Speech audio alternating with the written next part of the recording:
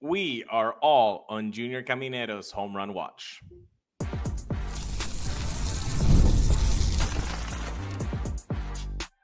You are Locked On Rays, your daily Tampa Bay Rays podcast. Part of the Locked On Podcast Network, your team every day.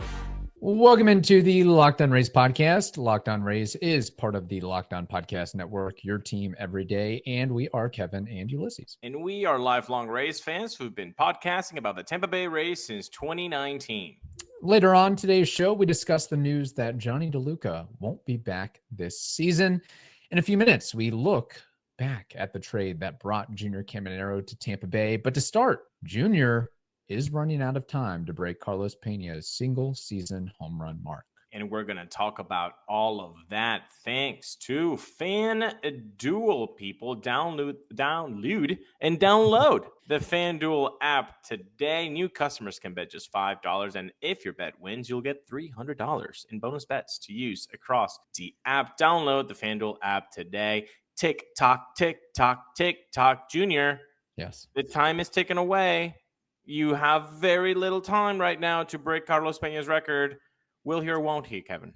Yeah, that's the million-dollar question. Besides the Rays fighting to finish at 500 or above 500, just improving upon what they did in 2024, this is like the main thing, the big thing that you should be rooting for as a Rays fan is Junior Caminero at 43 home runs. Can he get 4 more to unseat Carlos Pena's single-season home run mark in a Rays uniform? Pena, of course, if you're doing the math, he is 46 or had 46 in that season. Junior has 43 right now. We're getting down to the wire. 14 games goes to 13 games. 13 games goes to 12 games, and on it goes. So he needs basically 4 homers in 2 weeks to break past Carlos Pena. Now, it's tough. I will say that. But the opponents, while the Rays are facing difficult opponents in the Blue Jays, Red Sox, and to some extent the Orioles, just kind of the in-division battle, if you will, a couple of these teams give up a lot of dingers. So that has me some confidence that Junior can pull the trigger and get this done. The Blue Jays this season, they've allowed the 5th most homers.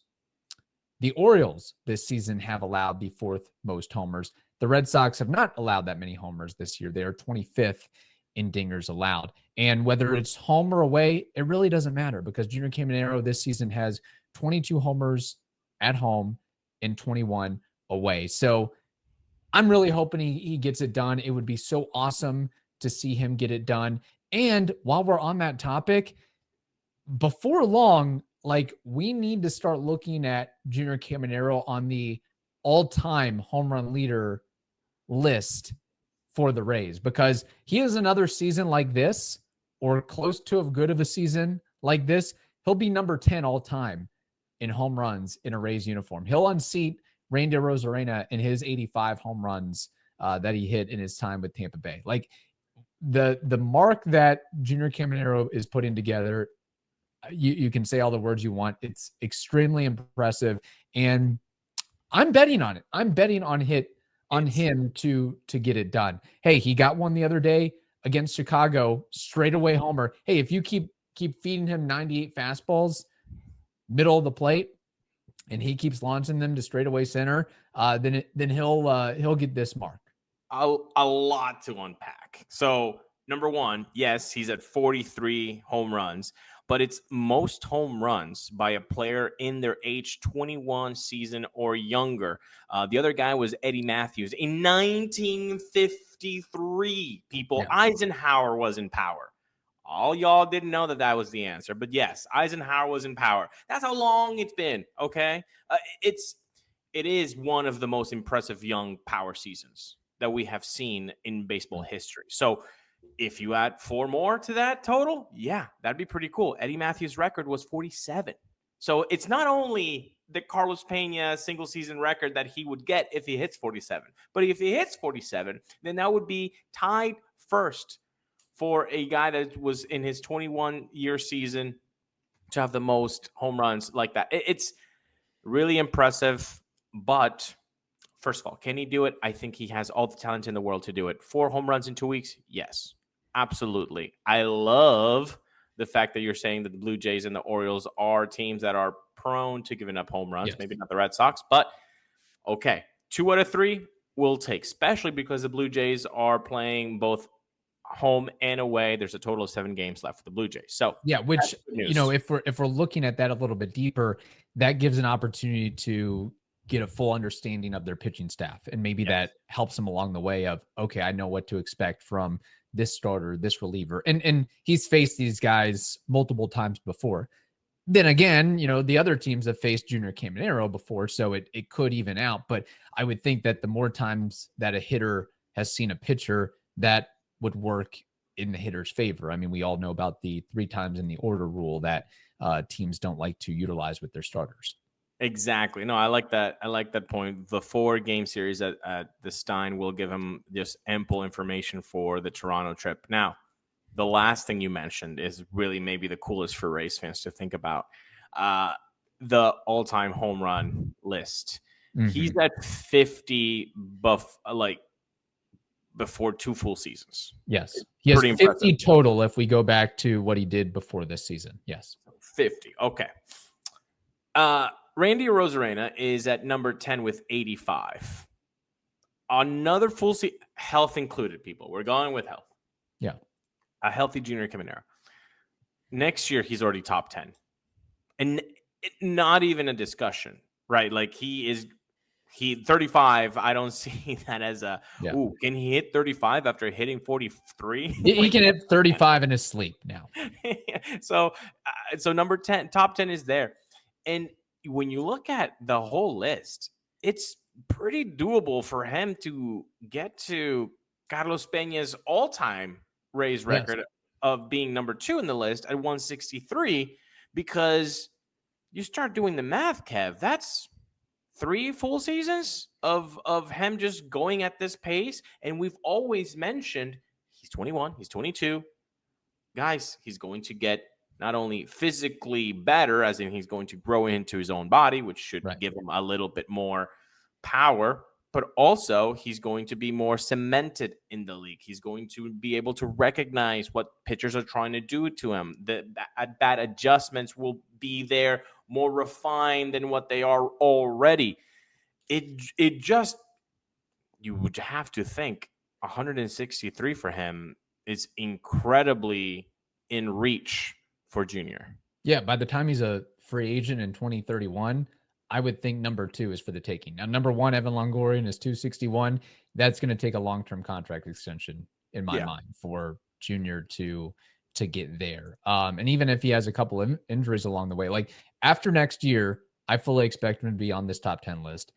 After the year following that, I expect him to be middle in the pack on this list, and just who knows where he can go from there. Now, I will say, as far as the present mark of trying to get that single season record set by Carlos Pena, I think the only thing that would hold Junior back is if the Rays decide, and I would understand it if they do this, like we've discussed before, is if they give some rest days to Yandy and Brandon Lau, and Junior therefore in the lineup doesn't have much or any protection. Yeah. And then the Blue Jays pitchers, the Red Sox pitchers, the Orioles pitchers can say, well, we're just going to circle him on the lineup and not pitch to him. Exactly. We'll take our chances with Jake Mangum and Chandler Simpson and Josh Lowe. That's I think one of the few things that could stop Junior Caminero from getting this mark. But every game that's played that he doesn't hit a homer, it makes it that much more tough. Exactly. So we'll see. That's definitely the thing we're looking at with most intent as an individual record for the 2025 Rays. But we can't forget about the Rays' shrewd move to acquire Caminero in the first place. Well, you've probably seen a million ads for hair growth products and thought, sure, like that actually works. There are so many products out there, and it's hard to know which ones are actually going to do anything. That's why you should give Nutrafol a closer look. Nutrafol is the #1 dermatologist recommended hair growth supplement brand, trusted by over 1.5 million people. And it's not just hype. This is a supplement clinically tested that targets the root causes of thinning and shedding with a proactive approach. So see thicker, stronger hair with less shedding in just 3 to 6 months with Nutrafol. For a limited time, Nutrafol is offering Locked On MLB listeners $10 off your first month subscription and free shipping when you go to Nutrafol.com and enter the promo code LOCKEDONMLB. That's Nutrafol.com, promo code LOCKEDONMLB. There's nothing like catching a baseball game live. The energy, the crowd, the chance to see your team in person, and got to go see your Rays, and you got to use Game Time. Why? Well, because it's actually fun to get tickets using Game Time. You know why? Because there's no surprise fees. That's my favorite part about Game Time. You don't just get stuck with all these fees at the end of the line that you didn't think that you would get, okay? It's the price you see. That's the price that you pay. So take advantage and download the Game Time app today, create an account, and use code LOCKEDONMLB for $20 off your first purchase. Terms apply. Again, create an account and use code LOCKEDONMLB for $20 off. Swipe, tap, ticket, go. Download Game Time today.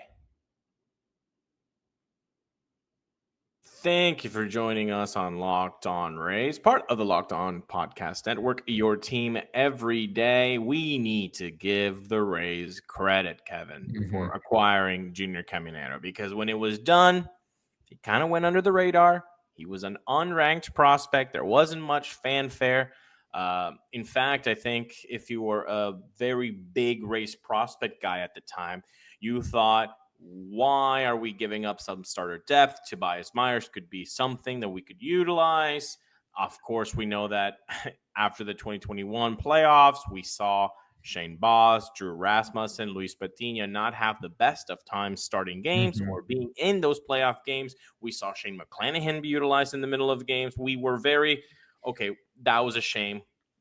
And then you trade Tobias Myers, and then now you look back, and boy, oh boy, did it work out for the Rays. History has changed.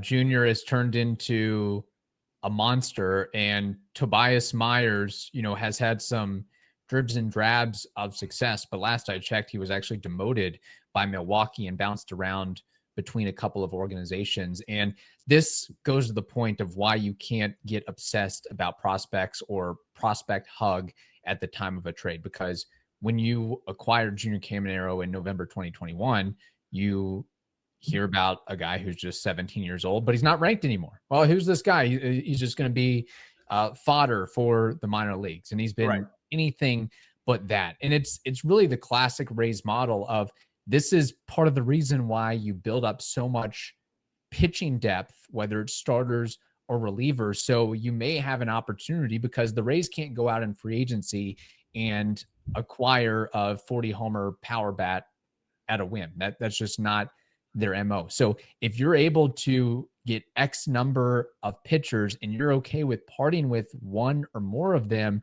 for a guy that's young, unproven, has some tools, but needs to shore up some items, you go out and pull the trigger on that deal. And it was a 1-for-1 deal. It was Junior Caminero for Tobias Myers. And look at how these career trajectories have changed. So I think we have to continue to give credit to the Rays front office for making this move and having the foresight in the first place. And whoever identified Junior Caminero and said, hey, we can mold this guy into something. We just need to give him 3 or 4 years and the opportunity to do that. And it's worked out perfectly for them. Similar-ish to what they did in another trade with Cleveland, where they got Yandy Diaz. I mean, Yandy was a little bit more refined at that point, but it was the issue of there's no launch angle. He doesn't hit homers. And the Rays were able to work with him. And really all they had to give up was a little bit of money in Jake Bauers. And you see how that's worked out in their favor. It might be part of the reason why Cleveland is struggling so much offensively, is we're poaching Yandy Diaz and Junior Caminero from their hands. So this will go down, in my mind, if it hasn't already, as one of the best moves in Rays history. I mean, it needs to be talked about up there with the Chris Archer deal, with the Randy Rosarina deal, with the Delman Young deal. I mean, this should probably be if we're doing a podium or a top 5 ranking, like this needs to be on there, in my opinion.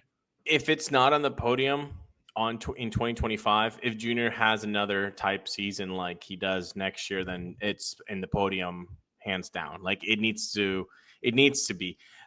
Let's be empathetic Rays fans for the next 47 seconds. Okay. Cleveland fan base has the same kind of struggles as the Rays fan base, small market, right? Or people don't like small market anymore. It's the small payroll. It's the wrong nomenclature. So let's go. Yeah. Small payroll, low revenue team. Low revenue team. There it is. You have that issue always. You have the issue of being a pitching factory, but really always lacking offensive power. Like the fan bases have those issues. And then, like you said, 2 of our biggest offensive contributors have come from that other fan base. Like imagine if roles were reversed and we had given up 2 tremendous bats, we would be livid. So to our Cleveland brethren, thank you. It must suck. We're not that sorry, though, because we also don't usually have this happen to us. So thank you very much. Yeah, keep them coming. And the Rays need to continue to be on the lookout for these types of moves when they come about of, a no-name at the time, a no-name 16 or 17 or 18-year-old that has the raw tools, but you're going to have to work with them and coach them a little bit. And that's part of the job of the guys that are in your organization that can mold somebody like Junior Caminero into his full potential. So it's going to take work on the front end and the back end to do that. But most importantly, Kevin, it also can be a one-way street, right? That young player needs to have the right skills to be malleable, to be taught, to be able to listen, and then to be able to put the work effort to get better. And Junior has shown that he can do that. In fact, he's shown it that he can do it in the major league level, because we remember April, May games, even June games, I think early June, where Kevin Cash took him out for defensive purposes in the 6th, 7th inning. And you're thinking, if this guy's going to be the next face of the franchise, what the bleep are you can't doing? take him out in the 6th or 7th inning. You can't do that. But guess what? Their reasoning was, you're still not defensively apt to trust you in the 7th, 8th, and 9th inning when we have such a margin of error to win this ball game. He put the effort in. He put the work in. And now we have actually seen his third baseman defensive work from late March to now mid-September, night and day. Yeah. And it's tough to do that in the middle of the season where you're traveling, you're playing every day, you're exhausted. So putting in that extra work, like that's a little bit easier of an ask in the off season and spring training. But when you're in the throes of a regular season to make improvements like that, while you're still trying to hit home runs left and right, credit also has to be given to Caminero for doing what he has to do to be the best player he can become. Home run derby, all-star. He has had no break. Yeah. He has had no break. So, very commendable, especially like we've said in his age 21 season. Of course, he's now 22. But, incredibly interesting trade. I think you're right. We do need to give more credit for the Rays for having acquired Junior when he was just a teenager, man. I mean, just imagine where the Rays would be if they didn't have Junior this season. We'd be 10 games under 500. Easy. I don't know. Yeah, easy. It would be if you thought the offense was ugly at times, just wait without Junior Caminero in the lineup there. There you go. One guy who will not be in the lineup for sure the rest of the season is Johnny DeLuca, as his 2025 year is over almost before it began. The NFL season is almost here. Kevin is psyched, and FanDuel is making sure you're ready for kickoff with a can't-miss offer. Right now, new customers can bet just $5. That's $5. And if your bet wins, you'll get $300 in bonus bets to use across the app. Sounds like a pretty good deal, people. And what makes FanDuel amazing is that it's quick, easy, and it's the best way to add a little green Skittles on your Sunday that you don't know where to put them. Well, you can use FanDuel for that. You got same game parlays, even jumping in live as the action unfolds. So, are you ready to play? Download the FanDuel app now by visiting fanduel.com to get started. That's fanduel.com to place your first $5 bet. Thank you for listening to the Locked On Rays podcast and making us your first listen every day. We are part of the Locked On Podcast Network, your team every day. Well, the report is out. Johnny DeLuca, his season is officially over as he's been sent to the 60-day IL. And really the past couple of seasons have been trying for Mr. DeLuca, but the rash of injuries that he's experienced this season, almost reminiscent of Ha-Seong Kim, where Johnny had an April shoulder strain, was supposed to keep him out for just a couple of weeks. It ended up being 3.5 months. Gets back, and then he's sidelined by a left hamstring strain back on August. And he seemed to be working his way back with the AAA assignment before suffering a quad strain earlier in the week. And now that is the death knell. That is, he's done for this year. Sent to the 60-day IL. He will not be returning this season at all. And played just 20 games. So not really what we expected or hoped for from a guy that was acquired in tandem with Ryan Pepio for Tyler Glasnow a couple seasons ago. And for Johnny, I mean, I think, 2026 and really this offseason in 2026 will be critical because the Rays already have guys with similar skill sets in Jake Mangum and Chandler Simpson and Richie Palacios. We've seen some turnaround from Chris Morel and Josh Lowe. So the Rays outfield, for what it's worth, is getting a little thick and a little deep. I mean, maybe not as talented as we want and as well-rounded across the board, but I feel like DeLuca has a little bit of an upfield battle to prove himself next season and beyond, just based on the number of injuries and trying to get back to his full health. Luckily, he does have a couple minor league options, so the Rays theoretically could stick him in AAA until they're ready to decide what they want to do with him. But just unfortunate for DeLuca because, he had some ability, had some talent, but just cannot stay on the field. And unexpectedly, that outfield depth grew this year because he comes in. We're all feeling good about Johnny in 2025. He gets hurt, but then the emergence of Jake Mangum happens. Yeah, nobody thought about Jake Mangum before this season. The emergence of Chandler Simpson happens. So now you have got two outfielders. Okay, obviously Josh Lowe has been hitting the ball better of late, but he's always been a guy that you think, okay, he's going to be part of the future. So you got now three outfielders. Then, of course, you got Christopher Morel, who, again, like you said, has been hitting better of late. Not to the level that we are expecting or we hope that he would be, but he is hitting better. So that's four guys. And then you hit, okay, Richie Palacios is the fifth guy. But we also saw Cameron Meisner have really good times with the glove, not so much with the bat, but with the glove, he definitely shined. But the depth is there, unlike the starting rotation, right? Which you would have never thought. Yeah. The depth is there in the outfield. It's going to be tough for Johnny DeLuca to cement himself after just playing 20 games. Now, was the slash line nice? Yes, very, very nice. But also 20 games were not – anybody can have a good 20-game stretch. Exactly. And if you don't believe that, then you weren't here for Mikey Matok's September run. Yes. And it's a shame because it was a great run. He was Barry Bonds, literally. Look, I feel like Johnny DeLuca can give you a lot. I think Johnny DeLuca is not just going to be a thing of the past. I think he's going to be in the conversation. But from the beginning of the year of being the starter center fielder to now possibly being a trade chip, being a guy being a guy who is actually outfield depth in AAA. Like, that's a very real situation now for Johnny DeLuca. Yeah, especially with, I feel like the Rays are putting their eggs in the Chandler Simpson basket, which I'm all for because he is even more of a unique talent in some ways than Johnny DeLuca. And Johnny DeLuca, let's remember, 2024, he had a broken hand that, caused him to miss quite a bit of time.